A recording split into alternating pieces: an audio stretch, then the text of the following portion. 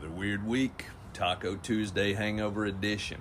2026 will forever be known as the year our president went to war against average Americans having nice things. After too many casualties, way more lies, and much higher prices, we achieved that rarest of ceasefires that wasn't officially agreed to, didn't stop bombing, kept the strait closed, and definitely manipulated the markets. Like he did with his daddy's money, he squandered billions of dollars, made a lot of noise, accomplished almost nothing, and ended up worse off than if he'd just left it alone. It's a truce as fragile as the president's ego, RFK's singing voice, or excess masculinity. Public found out the president got tricked into war. American airmen found out that we do not have total air superiority, and the world found out the only thing he actually obliterated was the idea of American leadership. And after mass firings of top military leaders, it's fair to say the only regime that's really changing is ours. They kept telling us that ceasefires are messy, but that's especially true when your leaders are also. As astronauts took pictures of the far side of the moon, the president was as serious as a Far Side cartoon. He alternately claimed victory, begged for help, and threatened war crimes. And the only ones doing better now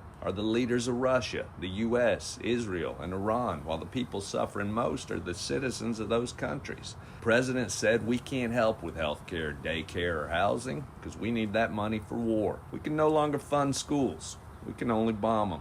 They cut veterans' housing, banned Catholics from worshiping, and even threatened the Pope. The CDC paused testing for a bunch of infectious diseases. They won't release a report about the effectiveness of the COVID vaccine, and the Forest Service is closing most of its stations just in time for the beginning of wildfire season. They fired Bondi in an attempt to keep her from testifying, and the DOJ is now run by a guy whose previous jobs were the president's defense attorney and Ghislaine Maxwell's confidant. He claims the president's above the law, and also he's not in the files, and also the rest of those files don't even exist.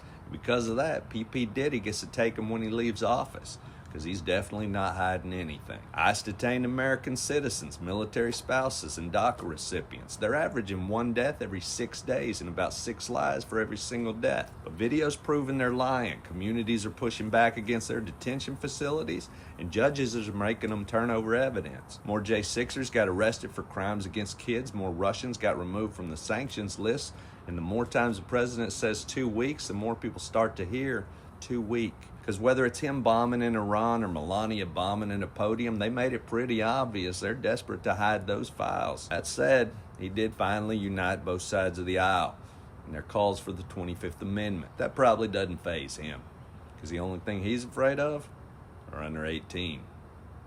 Have a good weekend. Stay ornery.